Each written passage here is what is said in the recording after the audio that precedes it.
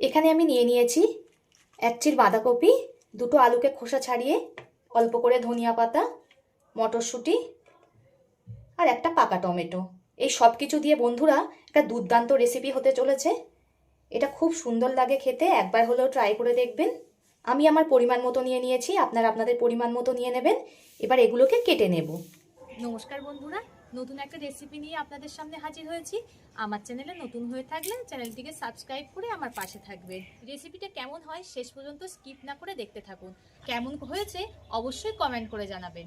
তা চলুন আর কথা না বাড়িয়ে ভিডিওটা শুরু করা যাক। আমি আলু দুটোকে ঠিক যেমন আলু ভাজা করে ঠিক তেমনভাবেই কেটে নিয়েছি লম্বা লম্বা করে, আর বাঁধাকপিটাকে কুচিয়ে নিয়েছি। বন্ধুরা, ভাতের প্রথম পাতে এমন একটা রেসিপি থাকলে একেবারে জমে যাবে, এত দারুণ হয় এটা খেতে। আর এই রেসিপিটা একবার বানালে বারবার এটাই বানাতে ইচ্ছা করবে, এত দারুণ হয় এটা খেতে। একবার হলেও ট্রাই করবেন আর কমেন্ট করে জানাবেন কেমন হয়েছে। তা রান্নাটা শুরু করা যাক। যেহেতু আমি রান্নাটা উনানে করব, উনানের জালটা ধরিয়ে কড়াটা গরম হতে বসিয়ে দিয়েছি। কড়াটা গরম হয়ে গেছে, দিয়ে দেব সর্ষের তেল।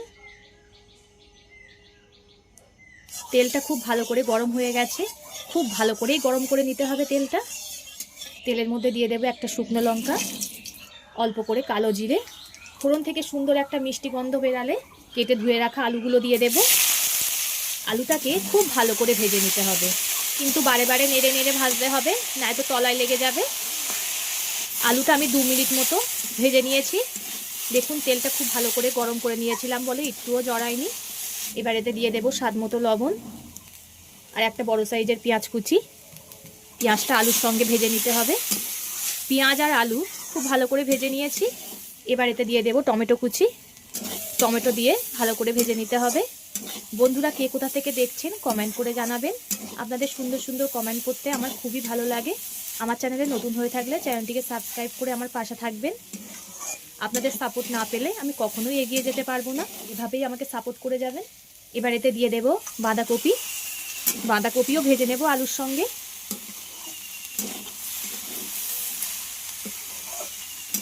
আমি 2 মিনিট মতো খুব ভালো করে ভেজে নিয়েছি। এবার এতে দিয়ে দেব মটরশুঁটি, পরিমাণ মতো হলুদ গুঁড়ো। আবারও খুব ভালো করে ভেজে নিতে হবে। এটা বাচ্চাদের টিফিনে, রুটি কিংবা পরোটার সঙ্গে দিলে তারা খুব মজা করে খাবে। ব্রেকফাস্ট, রাতের ডিনারেও এটা করতে পারেন, দারুণ লাগে খেতে। আমার সব কিছু খুব ভালো করে ভাজা হয়ে গেছে। এবার এতে দিয়ে দেব অল্প করে জল। খুব একটা বেশি জল দেব না, যেহেতু সব কিছু গলে গেছে। দেখুন আমি খুব সামান্যই জল দিয়েছি। এটা একটু শুকনো শুকনো হলে খেতে তবেই ভালো লাগবে, একটু শুকনো শুকনো করতে হবে। এবার এটাকে ফুটিয়ে নেব। জল দেওয়ার পরে 10 মিনিট মতো খুব ভালো করে ফুটিয়ে নিয়েছি। এবার এতে দিয়ে দেব চিনি। আপনারা চাইলে চিনিটা স্কিপও করতে পারেন, বা যে যেমন মিষ্টি পছন্দ করে তেমনভাবেই দিতে পারেন। আবারও একটু ফুটিয়ে নেব। চিনিটা দেওয়ার পরে আবারও খুব ভালো করে ভেজে নিয়েছি বা ফুটিয়ে নিয়েছি। দেখুন এরকমই শুকনো করতে হবে। এবার এতে দিয়ে দিতে হবে ধনিয়া পাতা কুচি। এই ধনিয়া পাতাটা দিলে টেস্টটা দ্বিগুণ বেড়ে যাবে, খুবই সুন্দর লাগবে। একবার হলেও ট্রাই করে দেখবেন। ভিডিওটা এতক্ষণ ধরে ধৈর্য ধরে দেখার জন্য অসংখ্য ধন্যবাদ।